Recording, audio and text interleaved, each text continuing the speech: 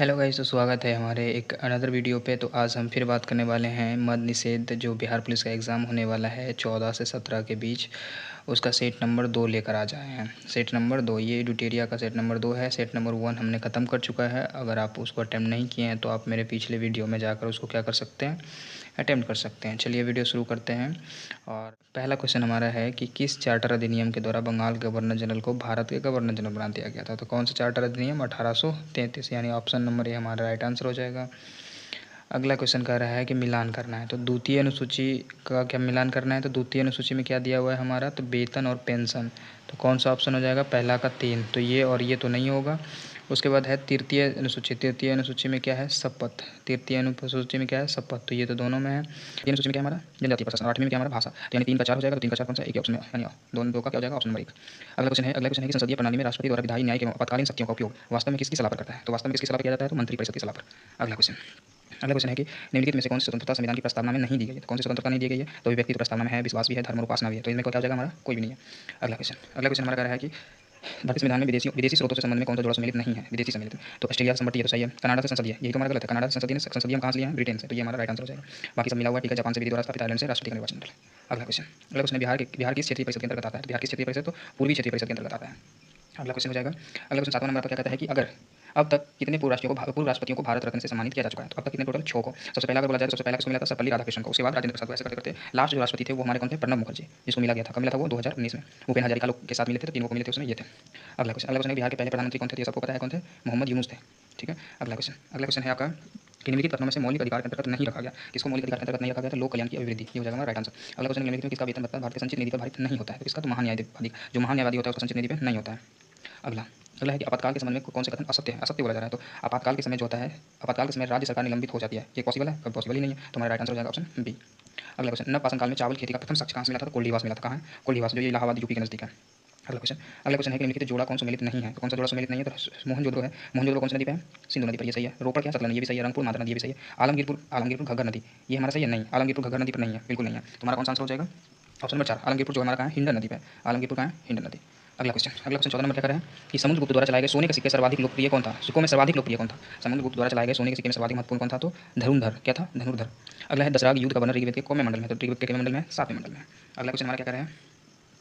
अगला क्वेश्चन कह रहा है कि कूट के माध्यम से सही उत्तर का चयन करना है। सही उत्तर का चयन करना है। तो देवराय प्रथम जो है किस वंश के थे? तो संगम वंश के। तो पहला का हमारा आंसर क्या हो जाएगा? एक हो जाएगा। उसके बाद नरसिंह वर्मन कौन थे? तो सलूप वंश के थे, ये भी सही है। कृष्णदेव किस वंश के थे? तुलुप वंश के। तो ये भी सही, ये भी सेम से मिल रहा है। तिरुमल जो थे अरविड़ वंश के। तो हमारा 1 2 3 4 ही हो जाएगा आंसर। तो कौन सा? ऑप्शन ए हमारा राइट आंसर हो जाएगा। अगला क्वेश्चन बोला जा रहा है कि फ्रांसीसियों की प्रथम पहली कोठी भारत में कहाँ खोली गई थी? कहाँ खोली गई थी? सूरत में खोली गई थी 1688 में। कहाँ खोली गई थी? सूरत में 1688 में। अगला क्वेश्चन निम्नलिखित में किसमें कहा गया था कि कांग्रेस क्षय रोग से मरने वाली है? किसने कहा था कांग्रेस क्षय रोग से मरने वाली है? तो किसने कहा था? ये कहा था अरविंद घोष। किसने कहा था? अरविंद घोष ने कहा था कि कांग्रेस जो है वो क्षय रोग से मरने वाली है। अगला क्वेश्चन, किस वायसराय ने भारत के में वित्तीय विकेंद्रीकरण की नीति की शुरुआत की थी? वित्तीय विकेंद्रीकरण की नीति की शुरुआत किसने किया था? तो लॉर्ड मेयो शुरू किया था। कौन किया था? लॉर्ड मेयो किया था। अगला क्वेश्चन है कि प्रसिद्ध आदिवासी विद्रोह का नेतृत्व में कौन सा जोड़ा बेमेल है, मतलब मेल नहीं खाता है? तो हमारा हो गया मुंडा बिरसा मुंडा, ये तो बिल्कुल मेल खा रहा है। भील विद्रोह सेवाराम, ये भी मेल खा रहा है। रामोसी विद्रोह तीरथ सिंह, नहीं ये बिल्कुल नहीं है। रामोसी विद्रोह जो था तीरथ सिंह नहीं, चित्तर सिंह था। कौन सा था? चित्तर सिंह था रामोसी विद्रोह। ठीक है, तो ये हमारा गलत हो गया। तो हमारा क्या हो जाएगा? ऑप्शन सी हमारा राइट आंसर हो जाएगा। अगला क्वेश्चन हमारा क्या कर रहा है कि 1857 के विद्रोह में किसने सामंतवादी प्रतिक्रिया को माना था? तो सामंतवादी प्रतिक्रिया कौन माना था? के मालेसन। कौन माना था? के मालेसन।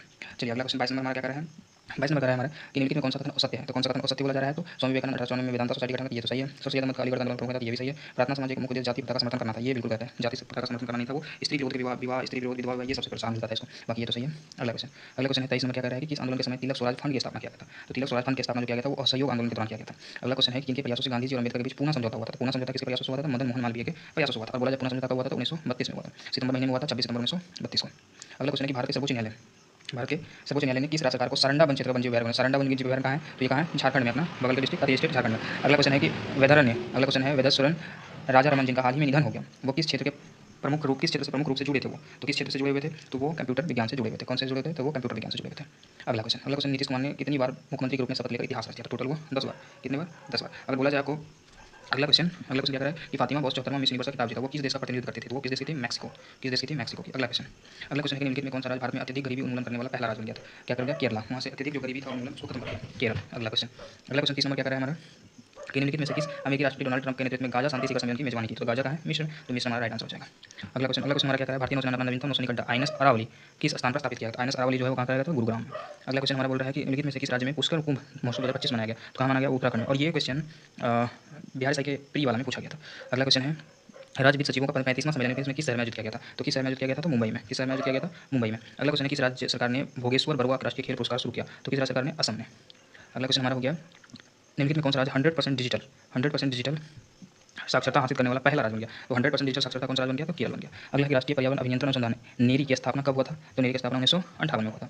अगला क्वेश्चन बोला जा रहा है निम्नलिखित में से किस राज्य या केंद्र शासित प्रदेश में वन्य अभ्यारण्य जो वन्य जीव अभ्यारण्य है वो सबसे ज़्यादा है? तो अंडमान निकोबार में सबसे ज़्यादा वन्य जीव अभ्यारण्य। अगर वहाँ बात किया जाए तो वन्य जीव अभ्यारण्य 573 है। कितने हैं? 573 2025 के आंकड़े के अनुसार। अगला क्वेश्चन हमारा कह रहा है कि राष्ट्रीय पंचायती राज दिवस मनाया जाता है तो ये सबको पता है कब? 24 अप्रैल को मनाया जाता है। अगला है पहला परमाणु ऊर्जा शिखर सम्मेलन का आयोजन कहाँ हुआ था? पहला परमाणु शिखर तो बेल्जियम में हुआ था। अगला क्वेश्चन में कौन सा उर्दू भाषा के लिए प्रथम ज्ञानपीठ पुरस्कार मिला है? तो फिराक गोरखपुरी को। किसको? फिराक गोरखपुरी को उर्दू के लिए ज्ञानपीठ पुरस्कार मिला है। अगला क्वेश्चन हमारा बोला जाए कि होलकर ट्रॉफी का संबंध निम्नलिखित में से किस खेल से संबंधित है? होलकर ट्रॉफी तो किससे संबंधित है? ब्रिज खेल से। किस खेल से संबंधित है? ब्रिज खेल से।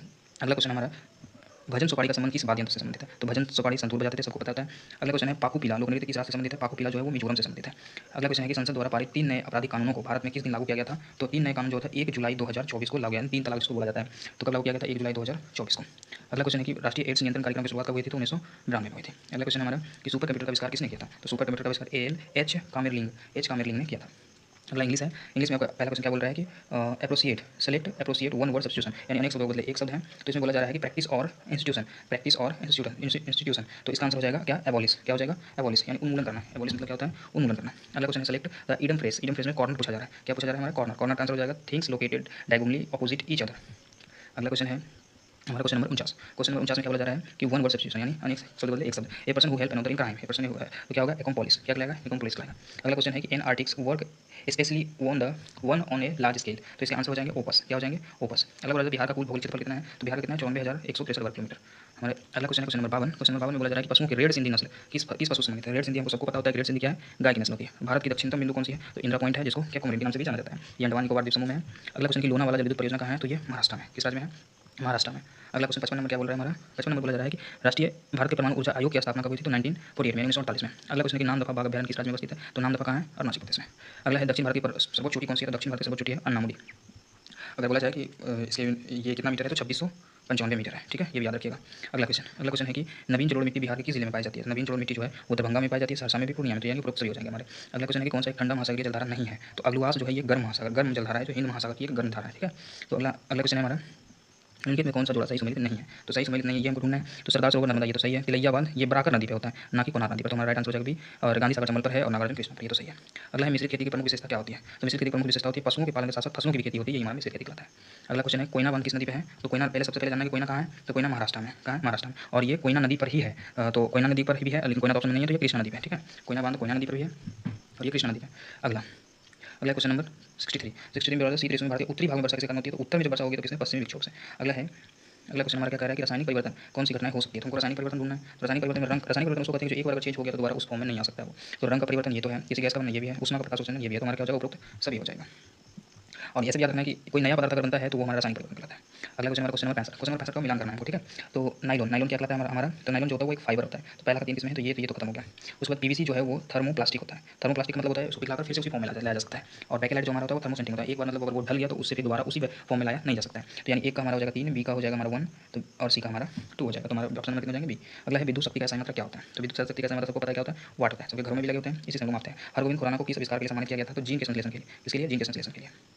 अगला क्वेश्चन हमारा है कि जीवाश्म ईंधन प्राप्त होता है। तो जीवाश्म ईंधन किससे प्राप्त होता है? तो जीवित जीवों के मृत अवशेष से जीवाश्म ईंधन प्राप्त होता है। अगला है एम्फीबिया बताता है। तो एम्फीबिया क्या होता है? जल स्थल दोनों पे रहने वाले पशु होते हैं, जो जल में भी रहते हैं और स्थल में भी रहते हैं, उसको एम्फीबिया बोला जाता है। मशरूम में पाए जाने वाले पोषक का साधन क्या होता है? मशरूम जो होता है मृतजीवी होता है। मृत जो हमारा क्वेश्चन नंबर 70 और इस सेट में क्वेश्चन नंबर 70 तक ही दिया हुआ है, इसके बाद इसका क्वेश्चन आंसर नहीं दिया हुआ है, तो इसके लिए हम क्षमा चाहते हैं। और अगला सेट नंबर 3 हम जब कराएंगे तो उसमें 100 के 100 प्रश्न रहेंगे। तो इस प्रश्न में 70 क्वेश्चन थे, तो मैं 70 का ही आपको सोल्यूशन बता पाया। और इस 70 में आपको कितने मार्क्स बन रहे हैं आप कमेंट सेक्शन में बता सकते हैं। और ऐसे ही मेरे साथ 13 तारीख तक प्रैक्टिस कीजिए। 14 से 17 तक जैसे ही आप एग्जाम देने जाएंगे मध्य निषेध का, इसमें से बहुत सारे क्वेश्चन आपको हूबहू एज मिलेगा आपको। ठीक है, और प्रैक्टिस करने से ये होता है कि आपके जो छोटे क्वेश्चन गलत होने के चांसेस रहते हैं वो थोड़े कम हो जाते हैं। तो आप मेरे साथ ऐसे ही प्रैक्टिस करते रहिए और मैं जब तक 15 सेट इसका खत्म नहीं हो जाता तब तक मैं इस प्रैक्टिस सेट को लगातार चलाता रहूँगा।